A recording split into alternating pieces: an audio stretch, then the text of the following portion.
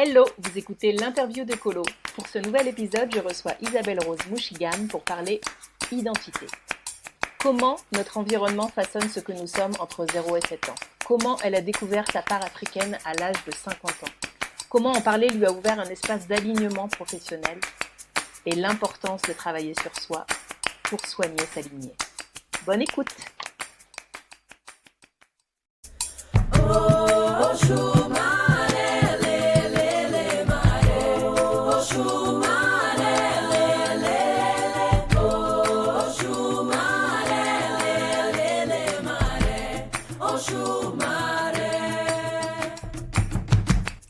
Bienvenue dans la Colosphère. Je suis Colo, artiste entrepreneur aux multiples facettes. Chaque vendredi, dans l'interview de Colo, je vous propose une plongée thématique avec ou sans invité, dans nos vies intérieures, dans notre puissance et notre vulnérabilité, dans toutes les nuances qui font de nous des êtres humains. Si vous appréciez ce rendez-vous, partagez-le à vos proches, écrivez-moi en commentaire et pour soutenir le podcast, mettez une super note pleine d'étoiles. Eh bien, bonjour Isabelle, je suis ravie de t'accueillir. Merci beaucoup d'avoir accepté cette invitation de venir dans le podcast L'interview de Colo pour parler identité. Bonjour et merci aussi pour l'invitation que j'accepte avec grande joie parce que c'est un sujet passionnant qui me tient au ventre et bonjour à tous ceux qui vont nous écouter. Justement, pour commencer, est-ce que tu voudrais te présenter, nous présenter ton parcours au regard de cette question de l'identité? Bien sûr. Ok, alors donc je m'appelle Isabelle Rose Mouchigam. Je suis donc une métisse. Mon père était camerounais et ma mère, on va dire blanche, du Nord. Ils se sont rencontrés dans les années 70, puisque je suis née, moi, en 1969. Donc, c'était une période... alors, autant aujourd'hui, il y a encore beaucoup de racisme, mais à l'époque, c'était encore plus sévère. Les couples mixtes, c'était un peu compliqué. Donc, c'est bien de contextualiser aussi un petit peu. Et en fait, donc mon père était venu du Cameroun parce qu'il avait réussi à avoir une bourse parce qu'il travaillait très très bien. Et donc le pays l'a envoyé en France pour faire ses études et il est devenu expert comptable. Et il a rencontré ma mère qui était infirmière. Et puis à l'âge de 3 ans, pour des raisons qui me sont encore un peu obscures, j'ai été abandonnée. Voilà, donc par mes deux parents. Je ne sais pas encore, je vais bientôt, je pense, le savoir. Mais en tout cas, à 54 ans, je ne sais pas vraiment encore pourquoi exactement. Toujours est-il, ma vie a commencé donc dans une famille de la DAS à l'âge de 3 ans, dans une famille, on va dire, blanche. En tout cas, c'est l'impression, moi, que j'avais quand j'étais petite, c'est-à-dire que le papa de cette famille était kabyle, donc algérien, et la maman était blanche parisienne. Mais en tout cas, il n'y avait personne de noir. Et moi, j'étais café au lait, c'est ce que je disais quand j'étais petite. Je suis café au lait, il paraît que je disais ça. Mais je ne savais pas pourquoi. Et je ne savais pas ce que ça voulait dire. Et je ne savais pas pourquoi je m'appelais Mouchigam. Et je ne savais pas pourquoi j'avais pas de papa et de maman. Et donc, ça te met quand même dans un mood un peu particulier pour te construire, qui est le mystère de toi-même. Déjà, que quand on sait qui on est, qui sont nos parents, c'est déjà mystérieux de comprendre qui on est vraiment. Mais alors là, ça rajoutait une couche énormissime, j'ai envie de dire. Et donc, je me suis construite pendant des années sur ce mystère. Et donc, j'ai développé une espèce de résilience d'adaptation, en fait, d'adaptation et de mimétisme. Donc, j'avais pour repère une famille qui était mixte, qui avait 5 garçons. Et je ressentais beaucoup déjà de rejet de la nationalité de ce papa qui était algérien. Il y avait énormément de racisme envers les Arabes. C'est pas d'aujourd'hui, hein. Je pense que depuis la guerre d'Algérie, de toute façon, c'est quelque chose qui est terriblement marqué en France et ça ne fait que s'amplifier, malheureusement. En tout cas, déjà, je le ressentais. Et ses propres enfants, eux-mêmes, leurs propres enfants, rejetaient l'identité de leur papa. Donc tu vois à quel point c'était violent. Et j'ai grandi dans ce contexte-là. Alors c'était une famille en plus assez pauvre, on va dire, hein. Elle était nounou, lui travaillait à l'usine. Et donc, j'ai eu des codes aussi, tu vois, par rapport à l'argent, des codes bah, autour de choses où l'argent, c'est compliqué. Euh, donc, tu vois un petit peu les engrammes que je commençais à mettre dans mon cerveau, où l'argent, c'est compliqué, être arabe, c'est compliqué. Euh, et je savais pas ce que c'était l'Afrique, mais vraiment à des années-lumière, hein. Et il n'avait pas d'amis non plus qui étaient africains. Et donc j'ai grandi à l'école. J'ai pas eu de rapport à ça. J'ai jamais eu ressenti forcément de racisme de couleur. Enfin, à l'époque, quand j'étais gamine, c'était plus un racisme, un rejet plutôt c'est bizarre. Pourquoi tu dis jamais papa? Pourquoi tu dis jamais maman? Pourquoi tu dis tata? Parce qu'à l'époque, à la DAS, on disait tata. Voilà. Donc pendant longtemps, je disais tata. Puis à un moment donné, c'était la honte. Donc je disais plus rien. Je savais plus ce qu'il fallait dire. Donc, tu vois, c'est quand même extrêmement inconfortable pour arriver à stabiliser, en tout cas à grandir des choses. Et donc, très tôt, la vie m'a obligée, si tu veux, à m'obliger à plaire, tu vois. Mm. Autant là, en vieillissant, tu vois, j'ai mes cheveux qui se sont déraidis, mais quand j'étais petite, j'avais une gouffa, tu vois. J'ai jamais eu le cheveu vraiment crépus, mais j'avais une cheveux, puis bon, au fil des années, à force de les couper, j'ai perdu ça. Mais en tout cas, j'avais un faciès un petit peu plus africain, mais je m'en rendais pas compte en fait, tu vois. Et puis après, très tôt, j'ai rencontré mon premier mari qui était blanc. Je me suis mariée avec un blanc. J'ai porté son nom de famille, bien français. J'ai eu mes deux premiers enfants. Et puis très tôt, on a accédé à la dimension. On est devenus entrepreneurs en fait. Tous les deux, on avait cette appétence pour l'entrepreneuriat. Et donc, si tu veux, l'entrepreneuriat, c'est aussi un petit peu une zone de confort quelque part, parce que tu te confrontes pas vraiment au monde dur du salariat, de l'entreprise, parce que c'est un monde quand même très très dur. On dit que l'entrepreneuriat c'est dur, oui, parce qu'il faut trouver ses clients, etc. Mais c'est quand même confortable. On était dans notre cocon quand même, tu vois ce que je veux dire. Et puis j'étais protégée un peu par l'image de mon mari. Tout ça, ça s'est fait de manière inconsciente, mais c'était quand même là. J'ai commencé à demander mon dossier de la DAS vers, vers 20 ans par là, mais j'ai rien trouvé du côté de mon père. Euh, et comme il était reparti en Afrique, c'était très compliqué, donc j'ai laissé tomber. Et donc j'avais toujours aucune info du côté paternel.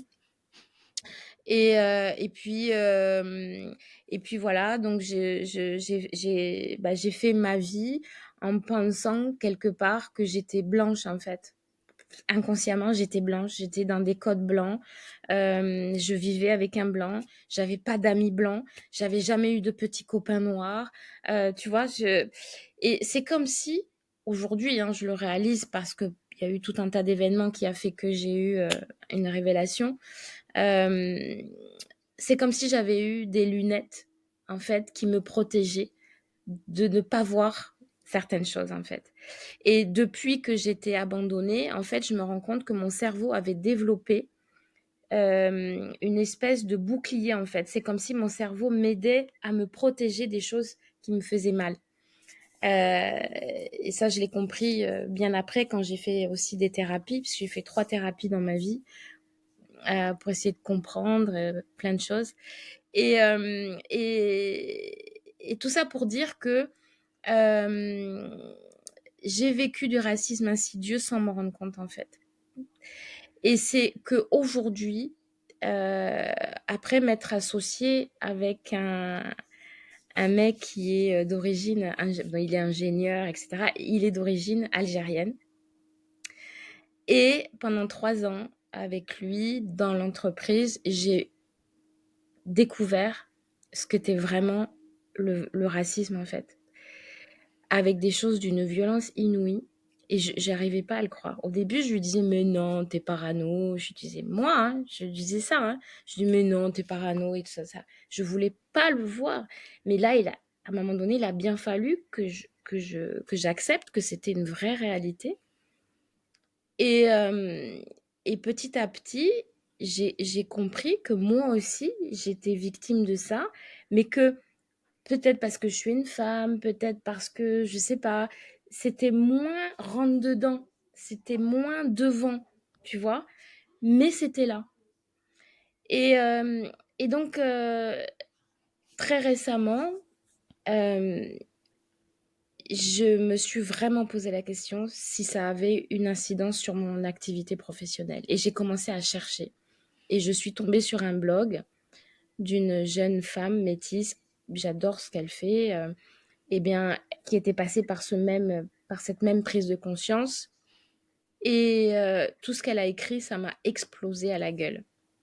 Ça m'a explosé à la gueule parce que c'est exactement ce que je ressentais, mais j'avais jamais réussi à mettre des mots dessus, en fait et en fait, on est tellement formaté à rester à sa place. On est tellement formaté à penser que,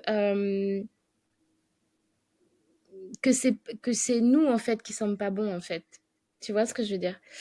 Hem, c'est complètement insidieux, mais c'est vraiment ce qui se passe, en fait et malheureusement, dans mon cas, ce qui n'a pas aidé à tout ça, c'est que j'ai manqué d'amour, j'ai manqué de mes parents, j'ai manqué de tout ça et donc du coup, déjà, j'avais le complexe de l'enfant abandonné. Je n'étais pas assez aimable pour être aimée par mes parents donc ça, c'était estampillé dans mon ADN mais en plus, il y avait ce problème de couleur donc tout ça, ça a fait une espèce de cocktail qui m'a explosé ensuite là, positivement quand même parce que je le transforme et ça, on va en discuter parce que l'idée, c'est OK de prendre conscience, mais aussi qu'est-ce que tu en fais de ça?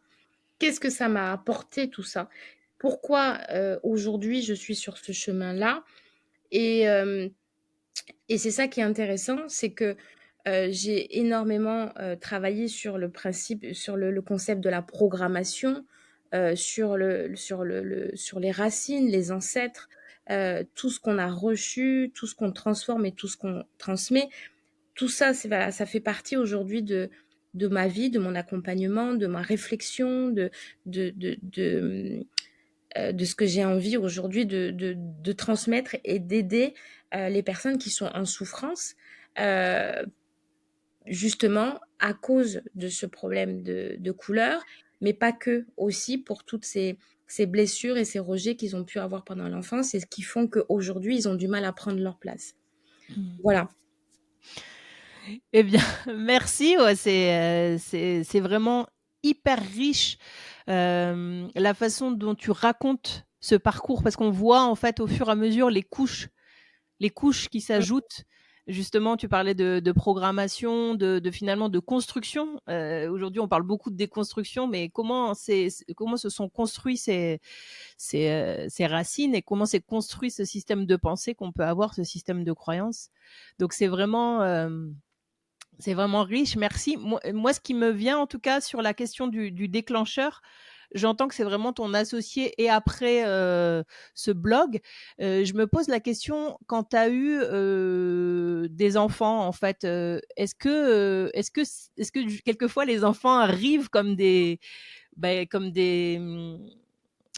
souvent les enfants mettent les pieds dans le plat, posent des questions qu'on s'est jamais posées. Est-ce que tes enfants t'ont questionné justement sur ton nom de jeune fille, sur ah bah d'où nous vient cette mélanine, enfin toutes ces questions là. Alors, avant de te répondre, je voudrais juste, parce que j'ai cité cette fille, je voudrais juste donner son nom. Elle s'appelle Livia Caro. donc on pourra, si c'est possible pour toi, mettre le lien parce que c'est important de citer les auteurs parce que c'est vraiment super intéressant. Elle parle du privilège blanc, etc. Et donc j'ai trouvé vraiment passionnant. Pour répondre à ta question, j'ai envie de te dire que non. Étonnamment, non. Pourquoi? Parce que j'étais tellement dans la peau d'une blanche que finalement, euh, bah, j'ai transmis ça aussi à mes enfants et à aucun moment, finalement, ils sont venus se poser des questions véritablement sur ça. Euh, C'était pas, ça n'a jamais vraiment été un gros sujet quand ils étaient petits. Par contre, je suis allée en Afrique pour la première fois en 2020 avec mon fils. Parce que j'ai dit, bon, cette fois-ci, faut que je sache, faut que j'aille voir, faut que je découvre. Et c'est là aussi où véritablement il s'est joué quelque chose de fort dans ma vie, puisque j'ai retrouvé ma famille de sang, j'ai retrouvé mon père, mes frères et sœurs. J'ai découvert que j'étais l'aîné de 8 frères et sœurs. En plus, en Afrique, être l'aîné, c'est pas rien. J'ai découvert que je ressemble comme deux gouttes, comme une photocopie à mon père. Donc ça, pour mes frères et sœurs, ça a été un choc parce qu'ils avaient l'impression de voir notre père blanc. C'est ce que me dit ma sœur. Elle me dit, j'ai l'impression d'être avec papa, mais en blanc. C'est impressionnant. Malheureusement, j'ai pas pu voir mon père parce qu'il est mort en 2008. Donc on s'est croisés. Donc j'ai pu aller sur sa tombe. Mais c'est comme s'il était là parce que je suis sûre que c'est lui qui a organisé le voyage et qui m'a protégée pour que j'arrive jusqu'à sa tombe au fin fond d'un village africain. C'était juste extraordinaire. J'avais l'impression d'être à la fois spectatrice et actrice. J'avais l'impression d'être dans l'émission je sais plus comment ils appellent ça là, pas perdu de vue, mais je sais plus, l'émission où ils amènent des stars dans, tu sais, dans des contrées lointaines, tu vois. J'avais vraiment l'impression d'être spectatrice du truc. C'était tellement énorme.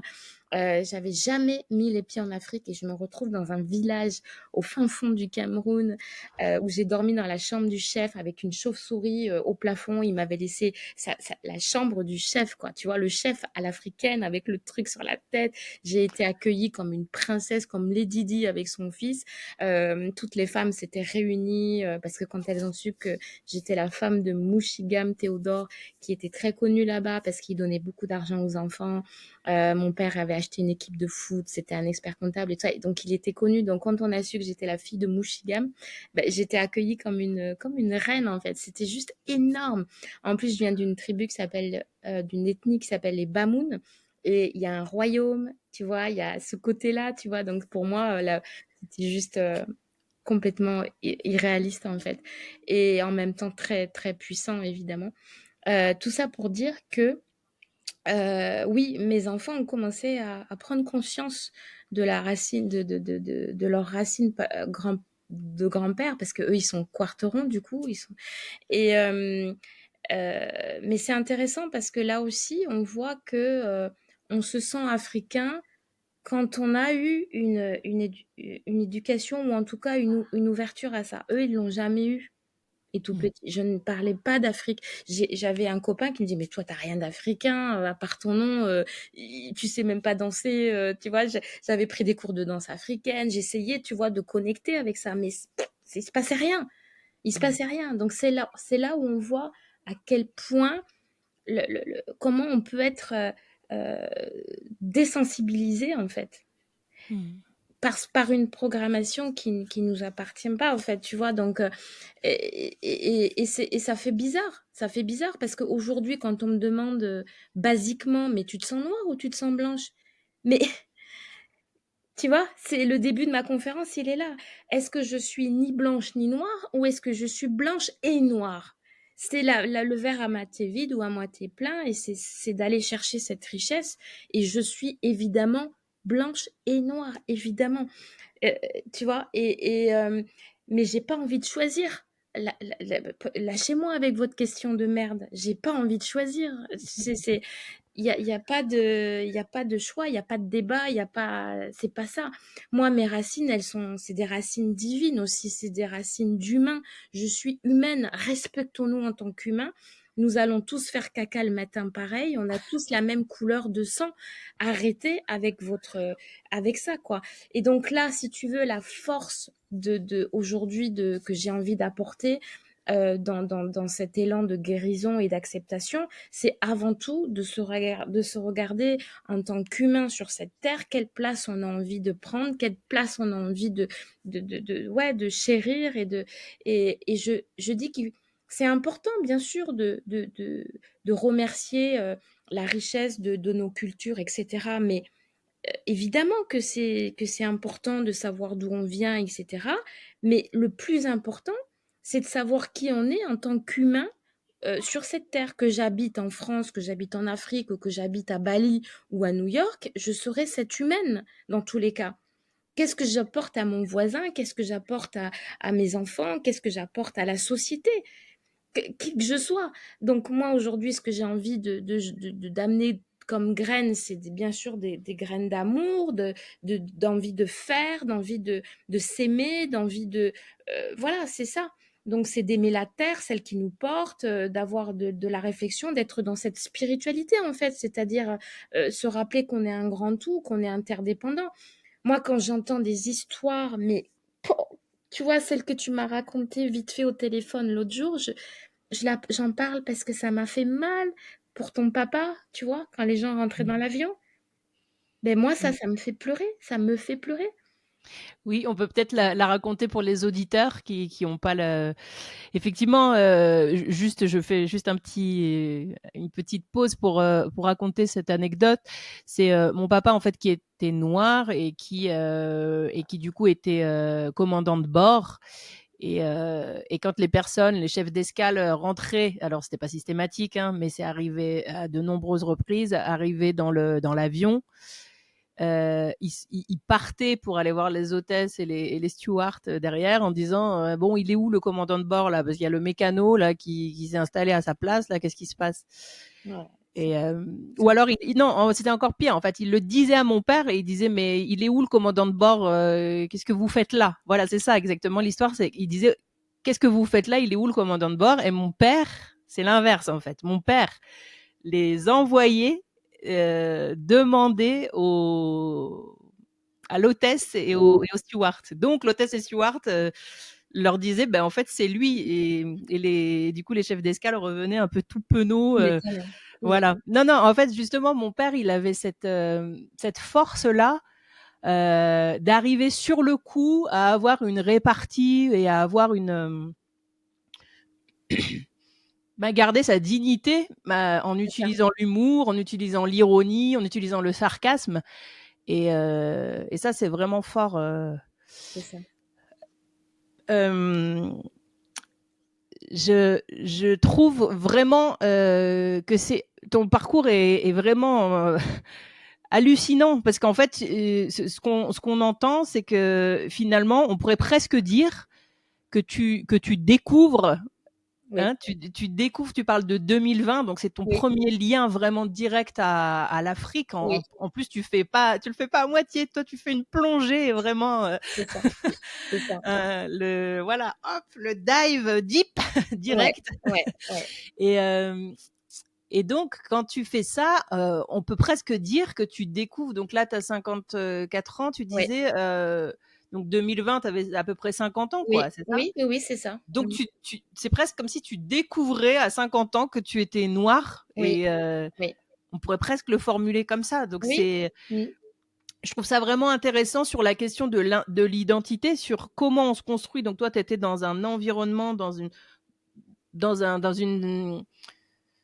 ouais, dans un prisme blanc et finalement, c'est à ce moment-là seulement que tu découvres ça, que tu prends conscience de ça, parce que je pense que c'était, dis-moi si je me trompe, mais c'est quand même une part qui était là, qui était tout à fait présente. mm. Est-ce que tu as eu cette sensation justement en Afrique, au-delà de découvrir toute ta famille, tout ce que tu as décrit qui est vraiment très fort, de te sentir comme si tu rajoutais une pièce à ton puzzle, de te Alors, trouver plus complète alors, après ce voyage ou... je m'en suis pas rendu compte tout de suite. Je vais pas te dire, ça y est, j'ai appuyé sur un bouton parce que j'étais en Afrique. C'est pas vrai.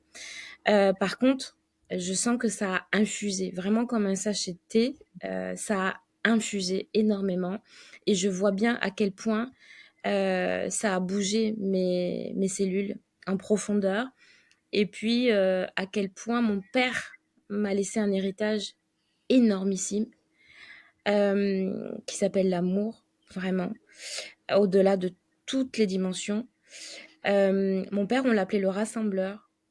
Et moi, j'ai créé 3 spectacles de développement personnel où justement je rassemblais les gens. Et quand j'ai appris ça, j'ai pleuré parce que je me suis Mais rendu compte. ouais, ça me donne envie de pleurer, moi. Ouais, moi aussi. Je suis hyper émue. Ouais. Et, tu vois, ça me...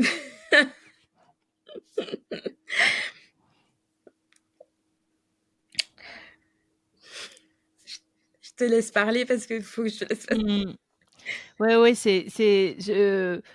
moi, vraiment cette question de cette part qui existe en nous, mais qu'on n'a pas encore contactée, quelle qu'elle soit, puisque c'est vrai que là, on parle de l'identité avec l'approche de la question culturelle, de la question aussi raciale, mais pour ouvrir, moi, ce qui m'intéresse aussi sur ce sujet, c'est vraiment la question des identités, en fait. Parce que pour moi, on n'a pas une identité, on a des identités. Et ces identités-là, moi, je les rattacherais à ce que je pourrais appeler des parts de nous, plein de parts différentes. Pour moi, on peut avoir plein d'identités, une identité extravertie, une autre identité où on est plus Oui. introverti, voilà. Et j'appellerais ça plutôt presque derrière des parts de nous. Et j'ai l'impression que toutes ces parts, elles existent en nous et que on peut petit à petit. Et je suis complètement d'accord avec toi. C'était pas une question de on-off pour dire ben en fait j'ai fait ça donc c'est bon, j'ai switché, j'ai retrouvé qui je suis. C'est vraiment un processus et c'est un long chemin. Mais par contre, je sens que les parts de nous qui existent de toute façon en nous et qui ne sont pas encore vues par nous-mêmes, quelquefois elles infusent, elles apparaissent dans nos vies sans qu'on s'en rende compte, sans qu'on puisse interagir avec, sans qu'on puisse s'en servir, sans qu'on puisse se les approprier pleinement, parce que quelquefois on ne les connaît pas encore. Donc toi par exemple ça pouvait être cette part africaine, mais si on prend d'autres exemples sur des traits de personnalité, et voilà, on a pu se construire par exemple en s'enfermant dans une identité qu'on va qualifier de timide, où on va se dire bah tiens moi je suis timide, et on n'a pas encore contacté une autre part de nous qui est Pour moi, l'identité et la personnalité, c'est pas tout à fait la même chose. Tu Mm. vois, je fais une petite, voilà, pour moi, c'est pas tout à fait la même chose, tu vois.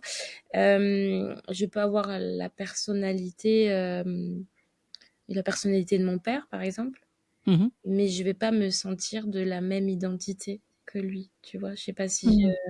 aujourd'hui, je peux pas dire que je me sens camerounaise Mhm. ou française. Enfin, tu vois, c'est mon identité. Je pense fondamentalement que il y a une part aussi très spirituelle pour moi dans l'identité. Euh, de qu'est-ce qu'on est venu incarner en fait dans notre âme.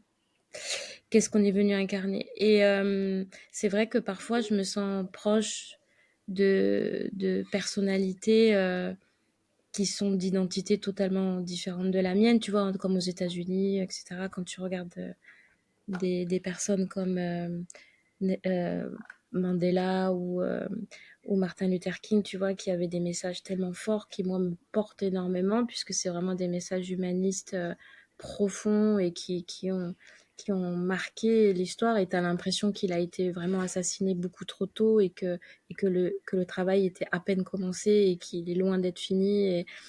Et tu vois, je suis pas du tout américaine mais il y a quelque chose chez lui lui- voilà, qui me parle complètement, tu vois, je me sentirais sa fille, tu vois, tu vois ce que je veux dire, Mhm.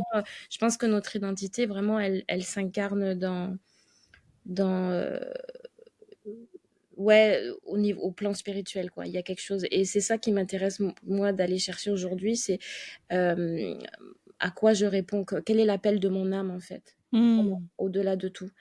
Donc oui, je suis allée faire un tour en Afrique, certes.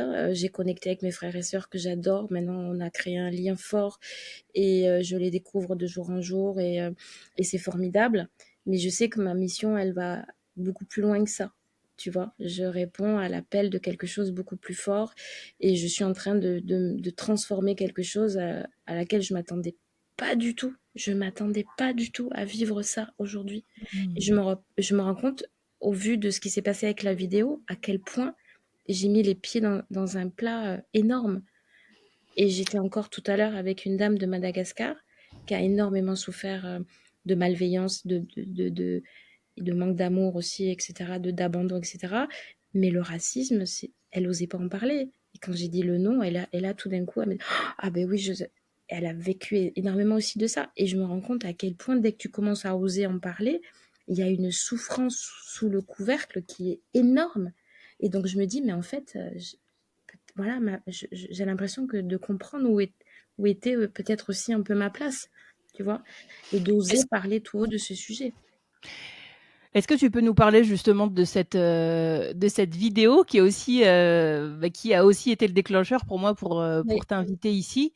oui. Et justement le rapport à ta façon, d'approcher ton métier parce qu'on Mmh. n'a même pas Mmh. parlé de ta partie professionnelle, Mmh. de ton métier de coach. Oui, bah, en fait, j'ai eu, de plus en plus là, je fonctionne, à l'instinct, heu et quand il y a quelque chose tout d'un coup qui me traverse et qu'il faut que j'expulse rapidement, tu vois? Et là, ça a été le cas pour cette vidéo. Il a fallu que je délivre cette prise de conscience tout à fait inattendue dans ma vie et j'ai voulu faire passer à quel point c'était possible d'avoir des prises de conscience même à 54 ans. Il y a des femmes noires qui m'ont dit: «Mais tu réalises ça maintenant?» Elles comprenaient pas à quel point j'avais je dis: «Oui, mais j'explique pourquoi». Tu vois? Il y a tout un contexte. Il y a tout un contexte qui fait à quel point on voit que le cerveau, peut être, dissocié, tu vois? On peut avoir des lunettes, qui nous cachent certaines choses et donc j'avais envie de le partager et je l'ai partagé comme je le fais souvent avec beaucoup d'authenticité et beaucoup de vérité, beaucoup de simplicité et j'en avais rien à foutre de ce qui allait se passer ou se dire. Complètement et c'est là où arrive souvent la surprise, en fait, parce C'est que ça. j'ai rien calculé. J'ai partagé un truc qui me laissait sans voix moi-même, en fait et là, il y a eu plus de 700 commentaires, voilà, presque 50 000 vues. Enfin, c'est là où j'ai vu qu'effectivement, il y avait un sujet, en fait, Mmh. un vrai sujet et donc l'idée en plus, au à peu près au même moment, j'avais, ce projet de Racine, tu vois? Que j'ai appelé Racine. Ça s'est fait en même temps, tu vois? C'est comme s'il y avait eu, voilà quoi, un alignement Un des alignement. planètes. C'est maintenant que tu dois passer à l'action, tu vois? Ouais, c'est trop beau. Mmh. Ouais, ouais, c'est énorme Très beau, ouais. et donc voilà, je lance ma première conférence, sur ce plus ou moins portée par ce sujet parce que c'est pas une conférence sur le racisme, loin de là. Quand je dis l'identité, c'est vraiment à quoi tu viens t'incarner, quoi, ton identité d'incarnation, en fait. Qu'est-ce que tu es venu foutre sur cette terre? C'est ça. Et pourquoi voilà, qu'est-ce qui fait que tu peux pas t'aimer tel que tu es? Qu'est-ce qui fait que tu as pas des plumes de canard pour que ça glisse? Et en fait, si ça glisse pas, c'est parce qu'il te manque des plumes et tu as laissé des plumes pendant l'enfance. On tu as manqué d'amour, on t'a rejeté, on t'a peut-être battu, on t'a peut-être violé, on t'a peut-être arraché à ta famille, on t'a arraché de ton pays. Souvent, j'entends ça, qu'ils ont été arrachés, qu'ils ont quitté leur pays très petit et on les a balancés dans une cité de merde en France, dans des conditions, pas du tout confortables. Il y avait plus de verdure, plus de nature, plus de liberté de vie et tu as dû t'adapter, te suradapter à quelque chose Suradapté, voilà, c'est ça. qui n'était pas et c'est hyper difficile et donc tu grandis avec ça, les années passent vite, tu te retrouves balancé à devoir trouver un emploi, heu, une vie de famille et tu es avec tes blessures, mais il te manque des plumes Et c'est pour ça que chaque fois qu'on te fout un scud dans la tête, bah, c'est horrible. Ça ne glisse pas, ça rentre dans ta peau, dans ton cœur, et c'est horrible. Et il arrive un moment où soit tu lâches prise et tu dis bah tant pis, je vais faire un boulot de merde, j'arrête mes études, ou alors je tombe en dépression, ou alors je fais semblant toute ma vie. Et il y a eu beaucoup de réflexions sur la vidéo, mais pourquoi tu te poses des questions? Bah oui, c'est comme ça, moi aussi j'ai souffert, mais il faut pas se poser des questions, faut avancer. Ben non, quoi. Ben non. Non, c'est pas possible. Alors moi, j'en ai fait mon métier de poser des questions, du coup. D'accord? C'est ça qui. Donc, non seulement je m'en pose à moi, mais j'en pose aux autres pour avancer. Et c'est pas en étant dans le déni que les choses elles vont avancer. Et que c'est pas en pleurant sur soi toute sa vie en cachette, parce que moi, il y a des personnes qui m'ont dit ça. Moi, je pleure dans mon coin, mais personne ne le voit. Et je dis, bah, et alors, ça fait quoi de plus? Ça te fait avancer? Tu es plus épanoui? Non. La vie, elle est courte. Donc, si toute notre vie, on doit se planquer de nos souffrances, on ne doit pas montrer à nos enfants, ça, c'est la grande erreur aussi que j'entends. Oui, il faut pas montrer à mes enfants, mais tes enfants, même si tu te vois pas pleurer, ils le sentent. Ils le sentent. Mais oui, ils le sentent, ce C'est sont des des éponges éponges. émotionnelles. Mais Ouais. complètement. Les non-dits, tous les secrets de famille, ça te pète à la gueule à un moment donné. Et si c'est pas dans cette génération, c'est dans la génération d'après. Donc si tu as honte de ce que tu es, dis-toi que cette honte, tu vas la transmettre à tes enfants. Débarrasse-toi de ça. Va nettoyer ça. Nettoie-le et fais pas semblant de nettoyer. C'est pas en allant voir un magnétiseur une fois, d'écouter un coach une autre fois et de lire un bouquin à la FNAC une autre fois que tu vas nettoyer. C'est faux. Ça demande véritablement un arrêt sur image et un vrai travail sur soi. Il existe tout un panel de professionnels aujourd'hui, d'accord? Donc, il y a des gens hyper compétents qui peuvent t'accompagner et à te débarrasser de cette peur du rejet, de la honte, de ci, de là, tout ça qui fait que tu n'arrives pas à t'épanouir et puis que tu vas retransmettre de la merde aussi à tes enfants. Donc, il faut soigner soi-même pour soigner sa lignée, c'est hyper important. Hyper important. J'en Merci ai des, en tout cas. j'en ai des frissons, Isabelle, et les larmes qui montent parce que je me retrouve vraiment tellement dans ce que tu dis. Merci. Moi, je pense que ce podcast et ce cycle sur l'identité, les invités que j'invite, c'est aussi dans ce chemin de continuer à nous comprendre, à comprendre qui on est, à comprendre comment on peut se délester, mais pas se délester de manière, justement, comme tu disais, à la va-vite, vraiment se délester en ayant traversé le processus de où, pourquoi, comment tout ça, de manière insidieuse, s'est installé et comment tu parles de plumes, j'ai trouvé ça très beau, comment on peut retrouver nos plumes. Moi, je pars un peu de pièces de puzzle qui se rassemblent.